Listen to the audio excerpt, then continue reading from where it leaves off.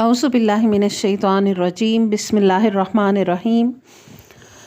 अस्सलामु अलैकुम व रहमतुल्लाहि व बरकातुहू। सहाबा कराम रिज़वानुल्लाह अलैहिम अजमाइन के मुंतखब सुनहरे वाक़यात। आज हम एक ऐसे सहाबी का वाक़या पढ़ेंगे जिनके बारे में कहा जा सकता है कि ये ज़मीन पर चलते फिरते शहीद थे। तो उन्वान भी यही है, ज़मीन पर चलता फिरता शहीद। यूँ तो कुफ्र इस्लाम के दरमियान बर्पा होने वाले तमाम मार्कों में सहाबा कराम ने शुजाअत, जवामर्दी के बेपनाह जौहर दिखाए, मगर ग़ज़वा उहद एक ऐसा मार्का था जिसमें अहले ईमान को इब्तदाई फ़तह के बाद नहायत ही मुश्किल सूरत हाल का सामना करना पड़ा। इस जंग के दौरान एक ऐसा वक्त भी आया कि जब रसूलुल्लाह सल्लल्लाहु अलैहि वसल्लम का दिफ़ा करने वाले सहाबा कराम अफरा तफरी का शिकार हो गए और सिर्फ चंद सहाबा ही आपके साथ रह गए। इन्हीं जानसारों में सैयदना ज़ियाद बिन सकन अश-शहली भी थे। वो जब लड़ते लड़ते ज़ख्मों से चूर होकर गिर पड़े तो इस वक्त लड़ाई में आपके साथ सैयदना तलहा बिन उबैदुल्लाह रज़ियल्लाहु अन्हु और सैयदना साद बिन अबी वक्कास रज़ियल्लाहु अन्हु के सिवा कोई न था। ये लम्हात अल्लाह के रसूल सल्लल्लाहु अलैहि वसल्लम की ज़िंदगी के लिए हद दर्जा नाजुक और पुरख़तर थे, जबकि मुशरिकीन के लिए ये इंतहाई सुनहरी मौका था। हकीकत यह है कि मुशरिकीन ने इस मौका पर फ़ायदा उठाने में कोई कसर उठा नहीं रखी। इस मुश्किल वक्त में दोनों कुरैशी सहाबा यानी साद बिन अबी वक्कास और तलहा बिन उबैदुल्लाह रज़ियल्लाहु अन्हुमा ने नादिरुल वजूद जानिसारी और बेमिसाल बहादुरी से काम लेते हुए मुशरिकीन के नापाक इरादों को नाकाम बना दिया। ये दोनों जवान अरब के माहिर तीरंदाज थे। उन्होंने तीर मार मार कर हमला आवर मुशरिकीन को अल्लाह के रसूल सल्लल्लाहु अलैहि वसल्लम से दूर रखा।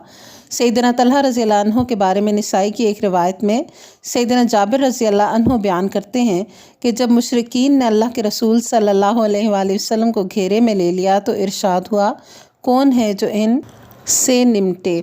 इस मौके पर सैयदना तलहा रज़ियल्लाहु अन्हु ने कहा, अल्लाह के रसूल मैं हूँ। इसके बाद सैयदना जाबिर रज़ियल्लाहु अन्हु हमें बताते हैं कि किस तरह अंसार आगे बढ़े और एक एक करके अल्लाह के रसूल सल्लल्लाहु अलैहि वसल्लम पर जाने निछावर कर दी।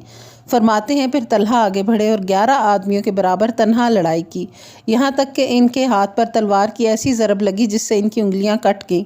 उंगलियाँ कटी तो बेख्तियार इनके मुँह से हिस यानी सी की आवाज़ निकली। रसूलुल्लाह सल्लल्लाहु अलैहि वसल्लम ने इरशाद फरमाया, अगर तुम बिस्मिल्लाह कहते तो फरिश्ते लोगों की नज़रों के सामने तुम्हें उठा लेते। सैयदना जाबिर रज़ियल्लाहु अन्हु का बयान है कि इसके बाद अल्लाह ने मुशरिकीन का रुख फेर दिया और वो उल्टे पाँव भाग गए।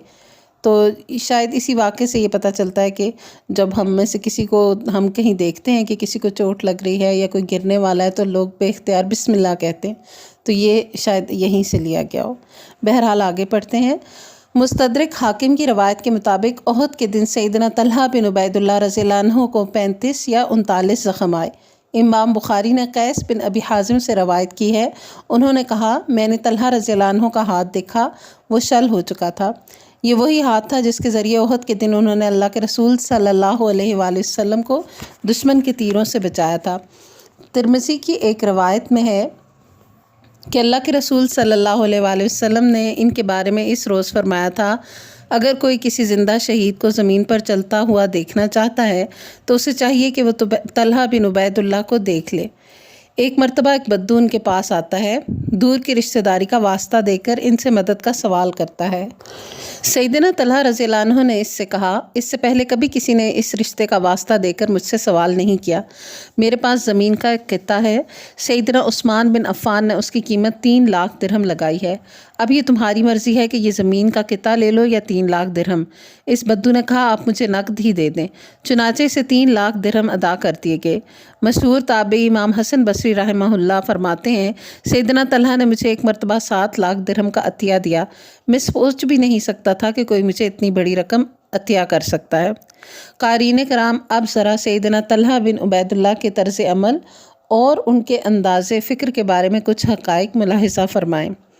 इनका ताल्लुक़ कुरैश की शाख बनु तईम से था, चुनाचे वो बनु तईम के गरीब और मोहताज लोगों की कफ़ालत किया करते थे, मकरूज़ लोगों के कर्ज़ अदा करते और कबीले के गरीब ख़ानदानों की लड़कियों की शादी करवा देते थे।